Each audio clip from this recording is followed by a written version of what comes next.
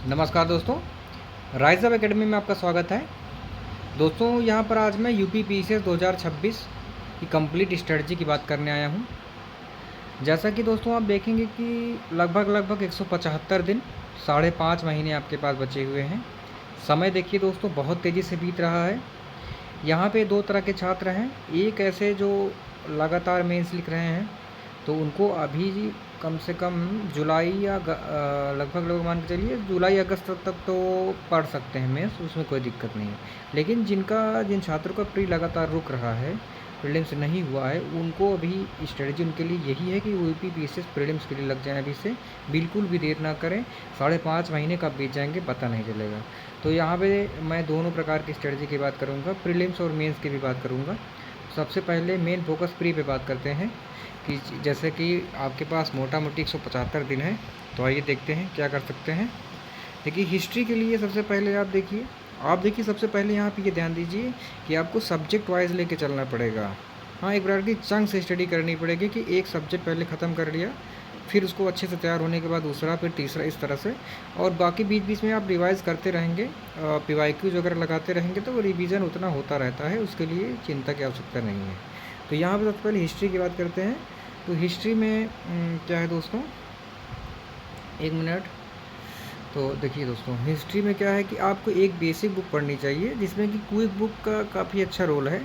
अगर जिन्होंने स्पेक्ट्रम पढ़ ली है या एस के पांडे पढ़ ली है तो कोई बदलने की आवश्यकता नहीं है, वो भी बहुत अच्छी बुक है। तो कोई एक बेसिक बुक जो हिस्ट्री की हो, जो टेक्स्ट बुक टाइप की हो, जिसमें मतलब घटनाएं क्रमबद्ध करके लिखी हुई, क्रोनोलॉजिकल वे में लिखी हुई, उसको पढ़ना चाहिए। कि मॉडर्न हिस्ट्री में हर साल नए प्रश्न बन रहे हैं। आप 25 का पेपर देखेंगे तो किस हिसाब से जो है वो क्रोनोलॉजी के प्रश्न आए हैं, बहुत सारे लोग उसमें धराशायी हो गए। बाकी इसके साथ में आपको घटना चक्र अवलोकन करना ही करना है।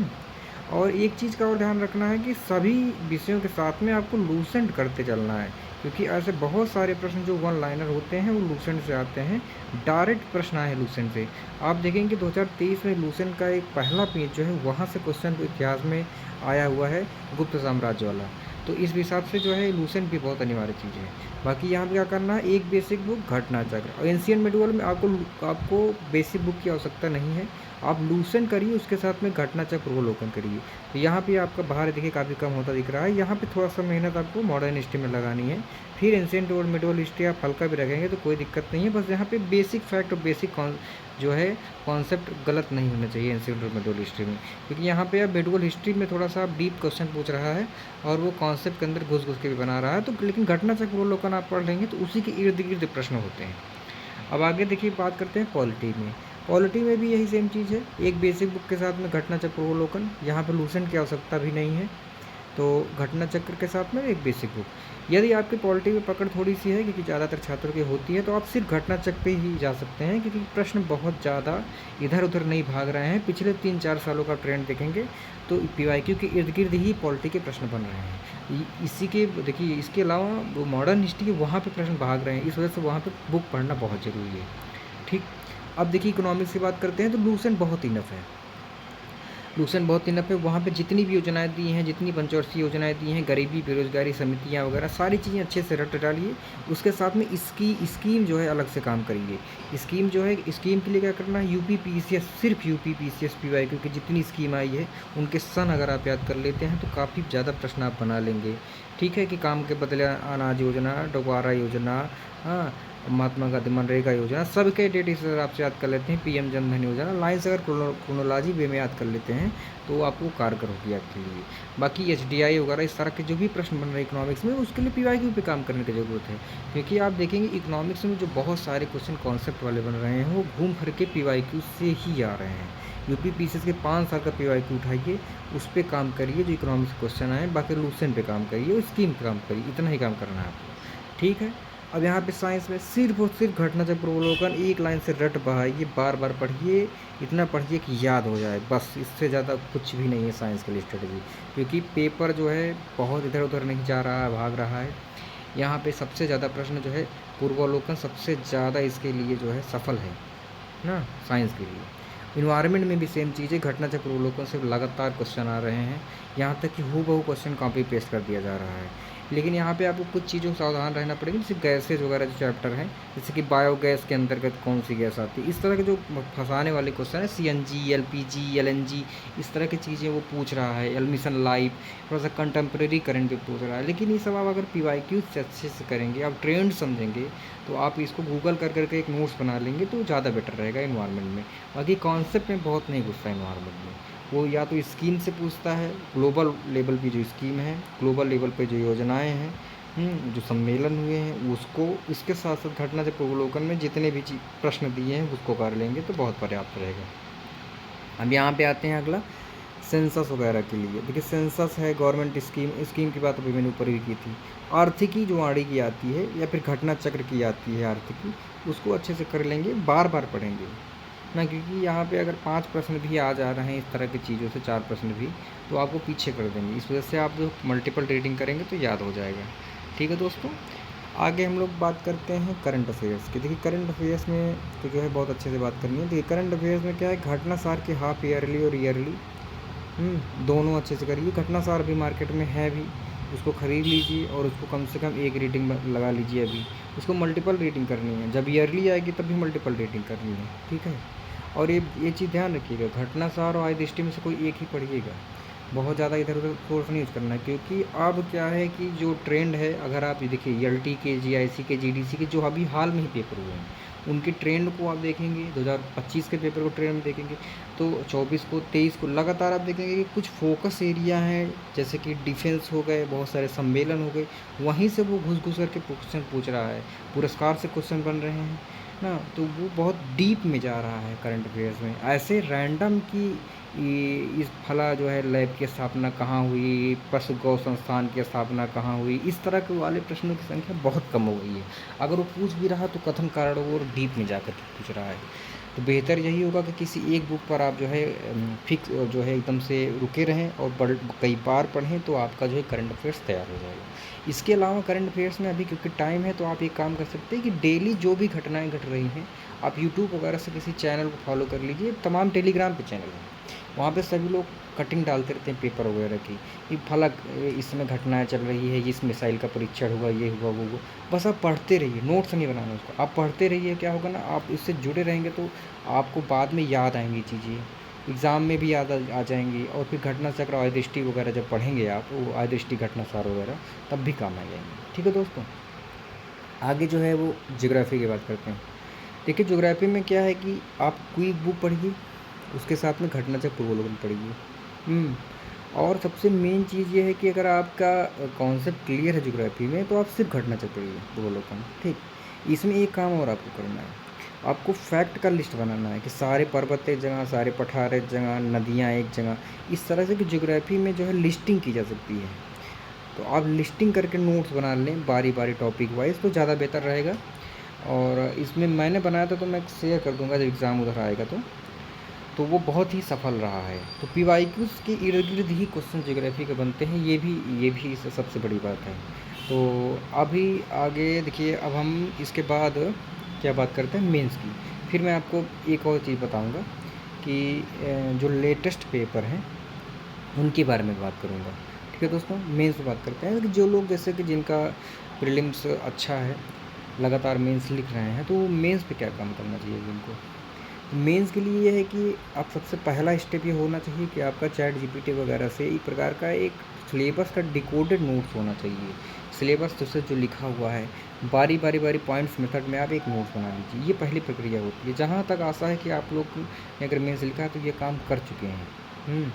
और जिनका प्रीलिम्स अच्छा है, जिनके टेस्ट वगैरह में स्कोर आ रहा है, वो भी ये काम कर सकते हैं। नंबर एक स्टेप में नोट्स बनाना है। नंबर दूसरा स्टेप में आता है कि 2018 से 25 तक के PYQ की answer writing, topic wise answer writing कर लेंगे तो आपका जो है 90% जो है पेपर ऐसे ही कवर हो जाएगा कि आप इतने योग्य हो जाएंगे कि कम से कम पेपर को पूरा करके आएंगे।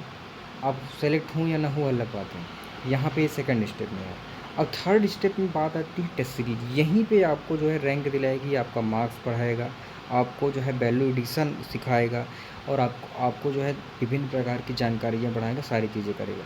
तो यहाँ पे जो प्रीलिम्स और मेंस का जो गैप होगा ना, वहाँ पे आप टेस्ट सीरीज ज्वाइन करिएगा, वो भी फुल लेंथ टेस्ट ज्वाइन करिएगा, क्योंकि आप PYQ आंसर राइटिंग कर चुके हैं, आप डिकोडेड नोट्स बना चुके हैं, अब आपके पास प्रीलिम्स मेंस में गैप कितना होगा, इस बार जो है कम से कम 6 माह का गैप मिलता है, मैं गारंटी ले सकता हूँ। ठीक है, इस बार बहुत सारे चुनाव हुआ वो तमाम चीज़ें हैं, तो इस वजह से अच्छा खासा गैप मिलेगा आपको मेंस के लिए, उसके लिए चिंता का सकता नहीं है। वहीं पे आप बीच में टेस्ट सीरीज ज्वाइन कर लीजिएगा फुल लेंथ वाली, और जो है अपना वैल्यूडेशन और सारी चीज़ें करिएगा। ठीक है, और कोचिंग रिव्यू देगा ही, आप दृष्टि ज्वाइन कर लीजिएगा, ध्येय ज्वाइन कर लीजिएगा, मेक आइए से उसको ज्वाइन कर लीजिए, कोई भी एक टेस्ट सीरीज ज्वाइन कर लीजिएगा। ठीक है दोस्तों, अब बाकी यहाँ पे बात आती है रिवीजन जो होता है वो गेम चेंजर होता है, चाहे प्रीलिम्स में हो चाहे मेंस में हो। मेंस में भी ये चीज़ लागू होती है कि अगर आपके क्रिस्प नोट्स आपके पास है, आपने मल्टीपल रिवीजन किए हैं, पॉइंट्स ज़्यादा है, तो आप खटाखट उत्तर दे लेंगे, आपका टाइम मैनेजमेंट होगा और ज़्यादा अच्छा नहीं हो पाएंगे। तो यहाँ भी ये चीज़ ध्यान देने वाली है। ठीक, यहाँ पे एक चीज़ ये ध्यान देना है कि आप बहुत सारे टॉपर्स का जो है इंटरव्यू सुनेंगे, बहुत सारे लोग सुनेंगे कि मैंने घटनाचक 8 बार पढ़ी, 10 बार पढ़ी, 12 बार पढ़ी। ये बहुत बड़ी चीज़ है कि मल्टीपल रिवीजन घटनाचक 10 बार पढ़िए आप पूर्वावलोकन को। पढ़ने का तरीका ये है कि पहली बार में आपको टाइम लगेगा, दूसरे बार में आप टिक किए रहिए कुछ प्रश्नों को और उनको पढ़ते जाइए। तीसरे बार में अगर आप वो टिक किए उसमें से कुछ याद होगा उसको कट कर दीजिए, फिर जो बच रहे हैं उसको टिक करिए। अंत में जो है जो बच रहा है उसका नोट्स बना लीजिए शॉर्ट पेज में उठा करके, वो करिए, एग्ज़ाम में आप पक्का आप सफल होंगे। ठीक, तो ये हो गया मल्टीपल रिवीजन वाली बात। और बाकी कंसिस्टेंसी प्लस रिवीजन बराबर सिलेक्शन।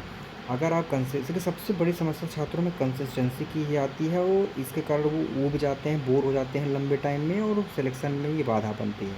ठीक है, अब यहाँ पे क्या करना है, रैंडम सोर्स छोड़ना है, लिमिटेड सोर्स को बार बार पढ़ना है। और आपकी देखिए आप बोरियत महसूस हो रही है तो आप ऐसा करिए कि मार्केट से टेस्ट सीरीज वगैरह ले लीजिए, पर सब्जेक्ट को पढ़ते चलिए, टेस्ट सीरीज भी लगाते चलिए साथ साथ में, तो थोड़ा सा रुझान बना रहेगा। बाकी आप अपने दोस्तों का ग्रुप बनाइए, आपके 3-4 दोस्त, 2 दोस्त जो भी हों, ये ज़्यादा बहुत लंबा ग्रुप मत बनाइए, उनसे डिस्कशन करिए, उनसे बातें करिए कि देखिए ये अल्नीनो, सुपर अल्नीनो क्या है, ये जो है मानसून क्या। अभी देखिए जीआईसी वाले पेपर में, आज के जीएस पेपर में उत्तर पूर्वी मानसून, तमिलनाडु वाला मानसून के बारे में पूछ लिया। यहाँ पे समझने की कोशिश करिए कि क्या ये चीज़ क्यों हो रहा है, डिस्कशन करिए एक दूसरे से, इस आर्टिकल में क्या है, ये चीज़ क्या है। सिलेबस के ऊपर मत करिए, बेकार की बातें मत करिए, इस डिस्कशन से जो है आपका ज्ञान बढ़ेगा, आपकी तार्किक क्षमता बढ़ेगी, और यही चीज़ें आपको जो है रुचि दिलाएंगी, आपको जो है उबने से दूर रखेंगे। क्योंकि सबसे बड़ी समस्या कंसिस्टेंसी बनाए रखने की है ना, एक प्रकार का दिमाग एग्जॉस्ट हो जाता है, दिमाग बोर हो जाता है, तो इस वजह ये सबसे अच्छा तरीका यहाँ पे आपकी दोस्त, या फिर दोस्त नहीं है तो टेस्ट सीरीज निभाएगा। कभी कभी आप जो है सब्जेक्ट्स के जो है फ्री टाइम में आप वीडियोज वगैरह भी देख सकते हैं कि खाना बना रहे हैं, चला दिए किसी पॉलिटी का वीडियो अब चल रहा है देख लिए, करंट का वीडियो चल रहा है देख लिए, इससे मतलब एक जुड़ाव बना करके रखिए इस तैयारी में। एक ये यात्रा है, ये सफलता की एक यात्रा, यहाँ पे आप बहुत अच्छा चीज़ें सीख रहे हैं, एक प्रकार सीख रहे हैं। ये असफलता सफलता मत देखिए, देखिए कि हम लोग जो कर रहे हैं, जो तैयारी कर रहे हैं उसका आनंद लीजिए, कुछ सीख रहे हैं ना, उस प्रोसेस को एंजॉय करिए, तब जा कर के जो है स्ट्रेस दूर होगा। और आप जो गोला गलत भर देते हैं, जो इधर उधर चीज़ें हो जाती हैं, तो ये सब चीज़ें नहीं होंगी, एग्ज़ाम प्रेशर हैंडल हो जाएगा। ठीक है दोस्तों, बाकी जो है मेरे चैनल का नाम आप जान ही रहे हैं, राइज अप एकेडमी। इसके लिए आप टेलीग्राम चैनल ज्वाइन कर लीजिए। वहाँ पे टेलीग्राम चैनल पर जो है मैं लगातार आपको क्विज भी कराता हूँ। इसके साथ में करंट अफेयर्स की जो भी महत्वपूर्ण अपडेट डेली के डेली रहते हैं, 4 से जो बड़ी बड़ी घटनाएं रहती हैं उनको मैं बताता रहता हूँ।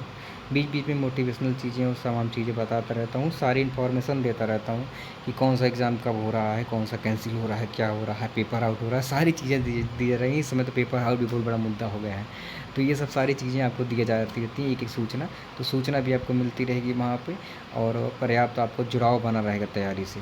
तो आप मेरे Telegram channel rise up academy, group नाम है उसको ज्वाइन कर लीजिए। नीचे डिस्क्रिप्शन में आपको उसका लिंक मिल जाएगा, वहाँ से जा कर के आप ज्वाइन कर लीजिए।